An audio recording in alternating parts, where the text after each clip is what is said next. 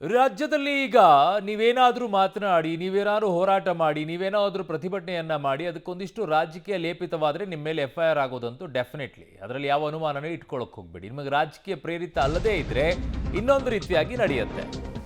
ಈಗ ರಾಜ್ಯದಲ್ಲಿ FIR politics ಜೋರಾಗ್ತಾ ಇದೆ. ದಕ್ಷಿಣ ಕನ್ನಡ ಜಿಲ್ಲೆಯಲ್ಲಿ ಹಿಂದೂಗಳೇ ಟಾರ್ಗೆಟ್. ಹಿಂದೂ ಪರ ಹೋರಾಟಗಾರರೇ ಟಾರ್ಗೆಟ್ ಆದ್ರ.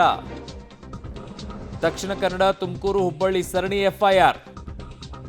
ಒಂದಾದ ನಂತರ ಒಂದು ಎಫ್ಐಆರ್ನ ದಾಖಲು ಮಾಡಲಾಗ್ತಾ ಇದೆ.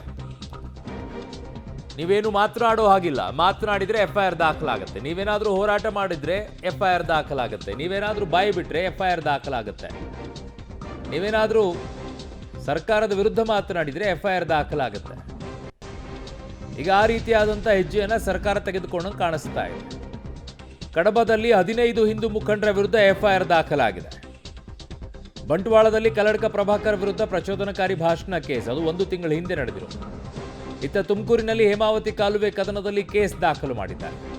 ಇಬ್ಬರು ಸ್ವಾಮೀಜಿಗಳು, ಇಬ್ಬರು ಬಿಜೆಪಿ ಶಾಸಕರು, ಜೆಡಿಎಸ್ ಶಾಸಕ, ರೈತ ಸಂಘಟನೆಗಳ ಮೇಲೆ ಕೇಸನ್ನು ದಾಖಲು ಮಾಡಿದ್ದಾರೆ.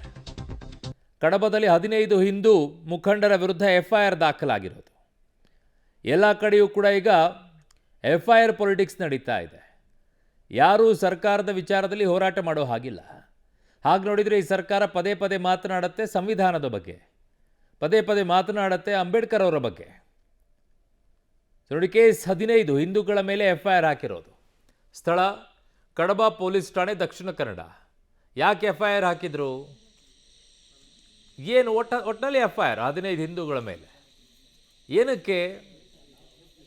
ಕಾರಣ ಗೊತ್ತಿಲ್ಲ. ಒಟ್ಟಲ್ಲಿ ಹಾಕಬೇಕು. ಅವ್ರು ಹಿಂದೆ ಏನೋ ಮಾಡಿದ್ರು ಅಥವಾ ಅವ್ರು ಇನ್ಯಾವುದೋ ವಿಚಾರದಲ್ಲಿದ್ದರು, ಒಟ್ಟಿನಲ್ಲಿ ಅವ್ರ ಮೇಲೆ ಕೇಸ್ ಹಾಕೋದು. ಹೇಗೆ ಅಂತಂದರೆ, ತಮ್ಮ ಮೇಲೆ ಬೀಸ್ತಾ ಇರುವಂಥ ದೊಣ್ಣೆಯಿಂದ ಪಾರಾಗೋಕ್ಕೋಸ್ಕರ ಈ ರೀತಿಯಾಗಿ ನಡೆಸ್ತಾ ಇರೋ ರೀತಿಯಲ್ಲಿ ಕಾಣಿಸ್ತಾ ಇದೆ. ಅಲ್ಲಿ ಹೊಸ ಆಫೀಸರ್ನ ಹಾಕಿದ್ದಾರೆ. ಪಾಪ ನಾನೇನೋ ಮಾಡ್ತಾ ಇದ್ದೀನಿ ಅಂತೇಳಿ ತೋರಿಸ್ಬೇಕಲ್ಲ ಅವರು ಕೂಡ. ಈಗ ಅವರು ಅದೇ ರೀತಿಯಾಗಿ ಹೆಜ್ಜೆ ಇಡೋದು. ಕಳಿಸಿದ್ದಕ್ಕೂ ಸಾರ್ಥಕ ಆಯಿತು, ಏನೋ ಮಾಡಿದ್ದಾರೆ. ಆ ಕಡೆಗೆ ಮುಸ್ಲಿಂ ಮುಖಂಡರು ರಾಜೀನಾಮೆ ಕೊಟ್ಟಿದ್ದಾರೆ, ಅವ್ರನ್ನೂ ಸಮಾಧಾನ ಮಾಡಬೇಕಲ್ಲ. ಅದಕ್ಕೋಸ್ಕರ ಕೇಸ್ ಹಾಕೋದು.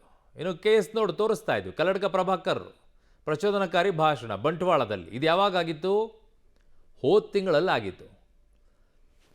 ಮೇ 10ನೇ ತಾರೀಕು 12ನೇ ತಾರೀಕು ಟೈಮಲ್ಲೇ ಆಗಿದ್ದಿದ್ದು. ಅವ್ರು ಮಾತನಾಡಿದ ತಕ್ಷಣ ಕೇಸ್ ಹಾಕಿದ್ದಾರೆ. ಆಯಿತು, ಅವಾಗಿಂದ ಕೇಸ್ ನೀವು ಹಾಕೊಳ್ಳೋದಾದರೆ, ಅವತ್ತು ಯಾವನೋ ಒಬ್ಬ ನಿಂತ್ಕೊಂಡ್ಬಿಟ್ಟು ನಾನು ಅನ್ನ ರಸಂ ತಿಂದಿಲ್ಲ, ನಾನು ದನದ ಮಾಂಸ ತಿಂದಿದ್ದೀನಿ ಅಂತಿದ್ದಲ್ಲ, ಅದನ್ನು ಕೇಸ್ ಹಾಕಿ, ಅದು ಪ್ರಚೋದನೆಯೇ ಅಲ್ವಾ? ಎರಡನೇದು, ಸಿಎಂ ಟೀಕಿಸಿದ್ದಕ್ಕೆ ಸಿಎಂ ಕಾರ್ಯಕರ್ತರ ಮೇಲೆ ಕೇಸ್. ಈಗ ಸಿಎಂ ಟೀಕಿಸಿದ್ದಕ್ಕೇನೆ ಕಾರ್ಯಕರ್ತನ ಮೇಲೆ ಕೇಸ್ ಹಾಕಿದ್ದಾರೆ. ಹೇಮಾವತಿ ಕಾಲುವೆ ಹೋರಾಟ ತುಮಕೂರಿನಲ್ಲಿ ದೊಡ್ಡ ಮಟ್ಟದಲ್ಲಿ ಹೋರಾಟ ನಡೀತಿದ್ದು ಮೊನ್ನೆ. ಸೊ ಆ ನಿಟ್ಟಿನಲ್ಲಿ ಈಗ ಕೇಸ್ ಹಾಕಿದ್ದಾರೆ. ಸ್ವಾಮೀಜಿಗಳನ್ನು ಬಿಟ್ಟಿಲ್ಲ, ಅದರಲ್ಲಿ ರೈತ ಸಂಘಟನೆಗಳನ್ನಂತೂ ಬಿಟ್ಟಿಲ್ಲ. ಅಂದರೆ ಸಂವಿಧಾನ ಹೋರಾಟ ಮಾಡುವ ಹಕ್ಕನ್ನು ಕೊಟ್ಟರೂ ಕೂಡ ಅದನ್ನು ಕಿತ್ಕೊಳ್ಳುವಂಥ ಕೆಲಸ ನಡೀತಾ ಇದೆ.